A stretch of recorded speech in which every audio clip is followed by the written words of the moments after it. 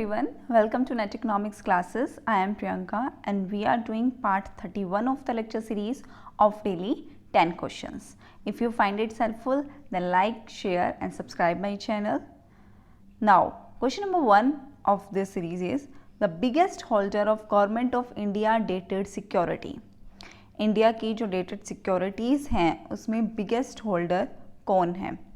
Option A Reserve Bank of India, option B हमारा है Life Insurance Corporation of India, option C है हमारे पास एम्प्लॉयज़ प्रोविडेंट फंड और ऑप्शन डी है कमर्शियल बैंक. तो बिगेस्ट होल्डर कौन है गवर्नमेंट ऑफ इंडिया का?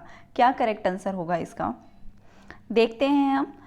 एक्सप्लेनेशन अगर हम इसकी देखें तो कमर्शियल बैंक जो हैं वो लार्जेस्ट होल्डर हैं गवर्नमेंट सिक्योरिटीज़ के. और कितना परसेंट वो करते हैं कंट्रोल? 43.14% शेयर्स कमर्शियल बैंक के पास होते हैं. और अगर हम बात करें आरबीआई की और इंश्योरेंस कंपनीज़ की, तो इंश्योरेंस कंपनी करती हैं 21.37% और आरबीआई के पास कितना आता है? 13.06%. किसका? Of total outstanding government securities. तो सबसे ज़्यादा शेयर, सबसे बड़ा होल्डर कौन है? कमर्शियल बैंक्स हैं. इसमें ईपीएफ का कोई रोल नहीं है. ठीक है, अब हम चलते हैं अपने नेक्स्ट क्वेश्चन पे. Arrange the introduction of following tax in India in chronological order. हमारे पास टैक्सेस गिवन है: service tax, income tax, banking cash transaction tax और गिफ्ट टैक्स. इसे हमें क्रोनोलॉजिकल ऑर्डर में लगाना है कि कब पहले इंट्रोड्यूस हुए, कब हमें बाद में इंट्रोड्यूस हुए. तो ये बहुत इंपॉर्टेंट है क्योंकि आजकल जो है क्वेश्चंस वो एजर्शन रीजंस पे, क्रोनोलॉजिकल ऑर्डर्स पे और मैचअप पे आ रहे हैं. तो इन क्वेश्चंस को ज़रूर ध्यान से करें. ठीक है, अब हम देखते हैं कि कब कब ये चीज़ें इंट्रोड्यूस्ड हुई. तो सर्विस टैक्स की अगर हम बात करें तो सर्विस टैक्स कब इंट्रोड्यूस्ड हुआ था? 1994 में. ठीक है, इनकम टैक्स इंट्रोड्यूस कब हुआ था? 1860 में. बैंकिंग कैश ट्रांजैक्शन कब इंट्रोड्यूस हुआ था? 2005 में. और गिफ्ट टैक्स कब हुआ था? 1958 में. तो अगर हम बात करें तो सबसे लेटेस्ट हमारा बैंकिंग कैश ट्रांजैक्शन है और सबसे पुराना हमारा कौन सा है? Income tax. फिर हम बात करें तो गिफ्ट टैक्स, फिर सर्विस टैक्स और फिर बैंकिंग कैश ट्रांजैक्शन टैक्स. तो सबसे पहले अगर हम बात करेंगे तो सबसे पहले हमारा क्या आएगा? इनकम टैक्स, फिर गिफ्ट टैक्स, फिर सर्विस टैक्स और सबसे latest banking cash transaction tax. तो ऑप्शन ए हमारा क्या होगा? बिल्कुल करेक्ट होगा. चलते हैं हम अपने नेक्स्ट क्वेश्चन पे. नेक्स्ट क्वेश्चन हमारा क्या है? विच amongst the following has not worked for the estimation of black money in India. 4 आपके पास नाम गिवन है. इन चारों में से आपको बताना है कि किसने, जब हमने ब्लैक मनी एस्टिमेट की थी इंडिया की, तो इसमें से किन्होंने अपना रोल प्ले नहीं किया था. ऑप्शन ए है एन कैल्डोर, ऑप्शन बी है डॉक्टर डी के रागनेकर, ऑप्शन सी है ओपी चोपड़ा और ऑप्शन डी है सुखमोय चक्रवर्ती. तो क्या करेक्ट आंसर होगा? देखते हैं इसकी एक्सप्लेनेशन. तो एक्सप्लेनेशन अगर हम देखें तो सुखमोय चक्रवर्ती जो थे वो इंडियन इकोनॉमिस्ट थे. ठीक है, इंडियन इकोनॉमिस्ट होने का मतलब ये नहीं है कि उन्होंने ब्लैक मनी में रोल किया होगा. उनका जो रोल था वो था महल नोबिस के साथ, किसमें? 5 ईयर प्लान में. तो ये इंपॉर्टेंट है, 5 ईयर प्लान्स के ऊपर भी क्वेश्चन आते हैं. तो हमें ये याद रखना है कि सुखमोय चक्रवर्ती किस में इन्वॉल्व था? उनका इन्वॉल्वमेंट थी 5 ईयर प्लान में, उनकी इन्वॉल्वमेंट थी. तो means he has not worked for estimation of black money. और ऐसा नहीं है कि इन्होंने इसमें किया तो उसमें नहीं किया होगा, पर यही हमारा पॉइंट होता है कि इन्होंने ब्लैक मनी इन इंडिया के एस्टिमेशन में कोई रोल प्ले नहीं किया था, कोई काम नहीं किया था. इन्होंने जो अपना रोल प्ले किया था वो 5 ईयर प्लान में किया था. सो ऑप्शन डी हमारा क्या होता है? करेक्ट होता है. चलते हैं हम अपने नेक्स्ट क्वेश्चन पे. For which of the following item of households consumption expenditure in India NSSO takes the reference period as 365 days. NSSO क्या है? हमारी नेशनल सैंपल सर्वे ऑर्गेनाइजेशन, जो क्या करती है? सर्वे करती है. ठीक है, अब हमें बताना है कि इनमें से कौन सा हाउस होल्ड कंजम्पशन एक्सपेंडिचर है जिसमें ये रेफरेंस पीरियड जो है वो 365 डेज लेते हैं. ठीक है, सबसे पहला हमारा ऑप्शन है clothing, footwear, bedding, education etcetera. Option B है हमारा एडिबल ऑयल, फिश, मीट और एग. ऑप्शन सी है हमारा vegetable, fruit, spices, beverages and processed food. और ऑप्शन डी है हमारा all other food, fuel and light and miscellaneous goods and services. तो अगर आप थोड़ी एजम्पशन भी लगाओ, अगर आपको नहीं भी पता हो तो आप ये एजम्पशन लगा सकते हो, जो हमारे एडिबल फिश ऑयल हैं, फ्रूट्स हैं और बाकी जो फूड हैं वो सब हम लेटेस्ट ही लेंगे, इतना पुराना तो हम ले नहीं सकते 365 डेज़ का। तो हम क्लोथिंग, फुटवेयर, एजुकेशन, ये सब चीज़ें हम 365 का रेफरेंस पीरियड ले सकते हैं। लेकिन अगर हम इसकी एक्सप्लेनेशन देखें तो एक्सप्लेनेशन में क्या आता है कि clothing, footwear, education, medical, durable goods, जो गुड्स ड्यूरेबल हैं, लंबे समय तक चल सकते हैं, उसमें हम 30 डेज़ भी लेते हैं, 365 डेज़ भी लेते हैं। लेकिन जो हमारे edible oil, fish, meat, beverages और प्रोसेस फूड हैं उन सब में हम 30 डेज़ लेते हैं। वेजिटेबल, फ्रूट्स, स्पाइसेस, इन सब में 30 डेज़ लेते हैं। मिसलेनियस गुड्स एंड सर्विसेज, इसमें भी हम 30 डेज़ ही लेते हैं। सो हमारा करेक्ट आंसर क्या होगा कि हम किसमें 365 डेज़ लेते हैं? Option A, clothing, footwear, bedding, education etcetera. चलते हैं हम अपने नेक्स्ट क्वेश्चन पे। सो हमारा नेक्स्ट क्वेश्चन क्या है? What is the average monthly per capita expenditure, modified mixed recall period लेना है हमें, for rural India in 2009 and 10। अगर हम 2009-10 की बात करें तो average monthly per capita expenditure कितना है रूरल एरियाज़ में। कंफ्यूज मत होना, रूरल एरियाज़ भी पूछा जा सकता है, अर्बन भी पूछा जा सकता है, पर यहाँ पे जो क्वेश्चन है वो रूरल एरियाज़ का है, तो हमें बताना है करेक्ट आंसर कौन सा है। तो कौन सा हमारा average monthly per capita expenditure है, बताइए। देखते हैं हम इसकी एक्सप्लेनेशन। सो सर्वे के according MPCE means monthly per capita expenditure based हमने किसे लिया है? MMRP को, मॉडिफाइड मिक्स्ड रेफरेंस पीरियड को। और MMRP की अगर हम एस्टिमेट देखें तो एवरेज MPCE हमारा 2009-10 में रूरल इंडिया का कितना है? 1053.64 रुपीज़ है। और अगर हम अर्बन एरियाज़ का देखें वो तो कितना है? 1984.46 है अर्बन इंडिया में। तो हमें यहाँ पे रूरल पूछा है तो हमारा 1053.64 भी है, और यहाँ पे देखो ऑप्शन में आपके पास 1984.46 भी गिवन है। तो कंफ्यूज नहीं होना, यहाँ पे रूरल का पूछा है, अर्बन का अगली बार पूछ सकते हैं, और क्या पता रूरल का भी पूछे, तो आपको दोनों ही पता होने चाहिए कि हमारा average monthly per capita expenditure कितना है। सर्वे के अकॉर्डिंग हमें क्या पता चला है? That the poorest 10% of India's rural population had the average MPCE 453, while the poorest 10% urban population का monthly per capita expenditure, consumption expenditure कितना है? ₹599। ये भी चीज़ हमें पता होनी चाहिए। हम चलते हैं अपने नेक्स्ट क्वेश्चन पे। That what is the target for total outstanding liability at the end of year 2015-16 as per medium term fiscal policy statement of Union Budget 2013 and 14। 2013-14 में हमारा टारगेट क्या था कि हम टोटल आउटस्टैंडिंग लायबिलिटी कितनी रखेंगे 15-16 में as a % of GDP। Option A क्या है? 42.3 रखेंगे, ऑप्शन बी क्या है? 44.5 रखेंगे, ऑप्शन सी क्या है? 41.1 रखेंगे, ऑप्शन डी क्या है? 47.8 रखेंगे। तो हमें फिस्कल पॉलिसी स्टेटमेंट पता होनी चाहिए। देखते हैं इसकी एक्सप्लेनेशन।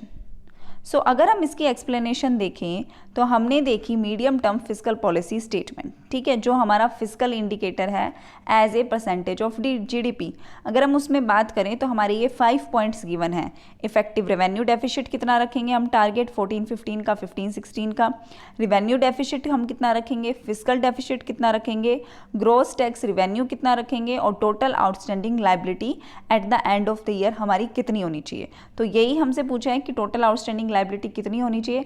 तो 14-15 का हमने कितना टारगेट रखा है? 44.3। और अगर हम 15-16 की बात करें तो 15-16 का हमने टारगेट कितना रखा है?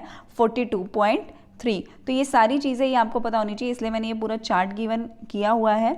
अगर आप को ये सारी PDF चाहिए तो आप टेलीग्राम चैनल भी ज्वाइन कर सकते हो, ठीक है। सो हमारा 15-16 का कितना है? 42.3 है टारगेट। अब हम देखते हैं हमारे ऑप्शन में, तो हमारा ऑप्शन ए जो है वो करेक्ट है कि हमारी टोटल आउटस्टैंडिंग लायबिलिटी 15-16 में एज पर हमारे medium fiscal policy statement of the union budget 13-14 % of GDP कितनी है? 42.3 है। A option is correct. अब चलते हैं हम अपने नेक्स्ट क्वेश्चन पे। Which of the following year recorded growth rate of agriculture GDP at constant price more than 5%? तो ऐसे कौन से ईयर्स थे जिसमें हमारी ग्रोथ रेट जो है एग्रीकल्चर की GDP के एट कॉन्स्टेंट प्राइस पे 5% से ज़्यादा हुई है। तो अगर हम ये देखें तो 5% से ज़्यादा एक ईयर थी 2007 2006-7 में थी, 2007-8 में थी, 2010-11 में थी, 2011-12 में थी। नीचे आपके कोड्स गिवन है कि कौन सा कोड आपका करेक्ट है। फर्स्ट और थर्ड करेक्ट है, फर्स्ट सेकंड थर्ड हमारा ऑप्शन करेक्ट है, सेकंड थर्ड करेक्ट है, या फर्स्ट या फोर्थ करेक्ट है। तो अगर हम देखें 5% से ज़्यादा जो हुई थी वो हुई थी 2006-7 में और 2010-11 में। अब ये जो क्वेश्चन है वो दिसंबर 2013 का है, लेकिन अब जो आपसे क्वेश्चन पूछा जाएगा वो तो करंट पे पूछा जाएगा ना, तो करंट की हम एक्सप्लेनेशन देखते हैं। तो हम 2018 के अकॉर्डिंग अगर हम देखें तो एग्रीकल्चर जो है वो 50% से ज़्यादा लोगों को एम्प्लॉयड करता है। Means agriculture employed more than 50% of Indian workforce और कंट्रीब्यूट करता है कितना जीडीपी में, 17 to 18% टू कंट्रीज जीडीपी। ये 2018 का डाटा है। 2016 में अगर हम देखें तो agriculture and the allied sectors, जो इसके 7 सेक्टर्स हैं, एग्रीकल्चर प्राइमरी सेक्टर है और ये एलीड सेक्टर्स मीन्स ये सारे जो प्राइमरी सेक्टर में आते हैं, एनिमल हस्बेंड्री, फॉरेस्ट्री, फिशरीज, ये सब प्राइमरी में आते हैं। तो वो 15.4% करते हैं जीडीपी का और 31% वर्कफोर्स है 2014 में। ठीक है, तो हमसे 2018 का पूछा जा सकता है, तो ये 18% कंट्रीब्यूट कर रही है जीडीपी में और 50% हमारी इंडियन वर्कफोर्स है। लेकिन अगर हम इस क्वेश्चन के हिसाब से अगर हम देखें तो हमारी 2006-7 ऐसा ईयर था जिसमें मोर देन 5% थी और 2010-11 हमारा ऐसा ईयर था जिसमें हमारी मोर देन 5% थी। तो ऑप्शन हमारे फर्स्ट और थर्ड जो है करेक्ट है। मीन्स हमारा कोड कौन सा करेक्ट है, कोड ए इज करेक्ट। ठीक है, चलते हैं हम अपने नेक्स्ट क्वेश्चन पे। Which of the following item of private final consumption expenditure has the largest share in the recent years in the Indian economy? हमारी इंडियन इकोनॉमी में प्राइवेट फाइनल कंजम्पशन एक्सपेंडिचर में किसका शेयर सबसे ज़्यादा था? Clothing and footwear का था। B option क्या है, gross rent fuel and power का था। सी ऑप्शन क्या है, ट्रांसपोर्ट एंड कम्युनिकेशन का था। और डी ऑप्शन क्या है, फर्नीचर और फर्निशिंग्स का था। तो किसका सबसे ज़्यादा कंट्रीब्यूशन था, लार्जेस्ट शेयर था प्राइवेट फाइनल कंजम्पशन एक्सपेंडिचर में? तो अगर हम इसकी एक्सप्लेनेशन देखें तो एक्सप्लेनेशन से हमें क्या पता चलता है, प्राइवेट कंजम्पशन में हमारी purchase made by consumers, food, housing, rent, energy, clothing, health, education, communication, transportation, hotels and restaurant services, ये सारी ही इंक्लूड करती हैं। और प्राइवेट कंजम्पशन जो है वो हमारा लार्जेस्ट पार्ट है जीडीपी का। ठीक है, ये हमारा की इंजन है जो हमारी इकोनॉमिक ग्रोथ को आगे ड्राइव कर रहा है, जो हमारी इकोनॉमिक ग्रोथ को इंक्रीज कर रहा है। लेकिन अगर हम रिसेंट ईयर्स की बात करें तो ट्रांसपोर्ट और कम्युनिकेशन ऐसा था इनमें से जो सबसे ज़्यादा परसेंटेज शेयर कर रहा था। किसमें, प्राइवेट फाइनल कंजम्पशन एक्सपेंडिचर सबसे ज़्यादा किसमें हो रही थी, ट्रांसपोर्ट में हो रही थी और कम्युनिकेशन में हो रही थी। तो हमारा ऑप्शन कौन सा करेक्ट है, option C is correct. Next अगर हम बात करते हैं 49 क्वेश्चन की, which of the following item has not been one of the terms of reference of 13th finance commission of India? अगर हम 13th finance commission of India की बात करें तो इनमें से कौन सी रेफरेंस हमारी नहीं है, इसने किसके बारे में बात नहीं की है? ए हमारा ऑप्शन क्या है, distribution between the union and state of the net proceeds of tax which are to or may be divided between them. इसकी बात की है या नहीं की है? ऑप्शन बी क्या है, the principle which should govern the grants in aid of the revenues of the state out of the consolidated fund of India, CFI से वो देंगे। सी ऑप्शन क्या है हमारा, measures needed to augment the consolidated fund of a state to supplement the resources of panchayat and municipal parties in the state. और D option क्या है, the method of rescheduling of डेप्ट burden of the state in view of their growing deficit. तो इसमें से 13th finance commission की कौन सी reference नहीं है? तो अगर हम 13th फाइनेंस कमीशन की बात करें तो 13th फाइनेंस कमीशन के हमें चेयरमैन पता होने चाहिए। करंटली हमारे कौन है, 15th फाइनेंस कमीशन चल रहा है, उसके चेयरमैन कौन है, NK सिंह है, ये भी हमें पता होना चाहिए। हमारे 15th फाइनेंस कमीशन में किसकी बात की गई है कि 42% जो हमारा प्रोसीड आएगा, जो भी इनकम आएगी वो किसके पास जाएगी, स्टेट के पास जाएगी, है ना, यही बातें की गई थी। लेकिन अगर हम 13th फाइनेंस कमीशन की बात करें तो हमारी the method of rescheduling of डेप्ट burden of state in view of their growing deficit, कि हमारे स्टेट्स के डेफिसिट बढ़ रहे हैं तो हम इस चीज़ को रीशेड्यूल करेंगे, ये बात 13th फाइनेंस कमीशन में नहीं की गई थी। तो ऑप्शन डी जो है हमारा वो इनकरेक्ट है। और अगर हम आगे इसकी डेफिनेशन देखें तो the commission shall review the current status of finance deficit, डेप्ट level, cash balances and physical deficit efforts of union and state. तो वो यूनियन और स्टेट दोनों के ही डेफिसिट के बारे में देखेगा और रिकमेंड करेगा a physical consolidation road map for the sound physical management, कि हमारा जो फिजिकल मैनेजमेंट है वो बहुत साउंड होना चाहिए, मीन्स ज़्यादा उसमें डेफिसिट नहीं आना चाहिए। And taking into account the responsibility of central government and state government, दोनों की ही बात की थी। ऐसा नहीं था कि सिर्फ स्टेट के बर्डन को उन्हें देखना है, सेंट्रल और स्टेट दोनों को देखना है, इसलिए हमारा ऑप्शन डी जो है वो इनकरेक्ट है। अगर हम आगे बात करें तो जो हमारा करंट जो कमीशन है वो सेटअप हुआ है कौन से ईयर से स्टार्ट होगा, 1 अप्रैल 2020 से होगा। और 13th फाइनेंस कमीशन की बात करें तो विजय केलकर हमारे उस वक्त चेयरमैन थे। करंट बात करें तो हमारे एनके सिंह जो हैं वो चेयरमैन हैं, जिन्होंने बात की है किसकी, 52% शेयर देंगे स्टेट को। सो इसके अकॉर्डिंग हमारा डी ऑप्शन जो है वो इनकरेक्ट है। चलते हैं हम आज के लास्ट क्वेश्चन पे। Match price indices in the India given list 1 with their latest based year in the list 2।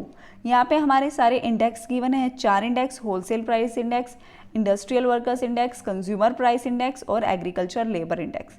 ठीक है, दूसरी साइड हमारी लिस्ट 2 में क्या गिवन है कि ये कौन से बेस ईयर लेके चल रहे हैं। तो अगर हम बात करें होलसेल प्राइस इंडेक्स तो उसका करंट जो अभी रिसेंट बेस ईयर चल रहा है वो क्या चल रहा है, 2010। ठीक है, इंडस्ट्रियल वर्कर की अगर हम बात करें तो इंडस्ट्रियल वर्कर्स का जो बेस ईयर चल रहा है वो चल रहा है 2001। कंज्यूमर प्राइस इंडेक्स की अगर हम बात करें तो कंज्यूमर प्राइस इंडेक्स का चल रहा है 2010। और एग्रीकल्चर लेबर की बात करें तो उनका चल रहा है 1986 और 87। दोबारा देखते हैं, होलसेल प्राइस इंडेक्स का चल रहा था 2004 and 5, sorry my mistake. Wholesale price index का चल रहा है 2004-5, इंडस्ट्रियल का चल रहा है 2001, कंज्यूमर प्राइस इंडेक्स का चल रहा है 2010 और एग्रीकल्चर का चल रहा है 1986 और 87। सबसे पुराना हम एग्रीकल्चर लेबर का बेस ईयर लेके चल रहे हैं।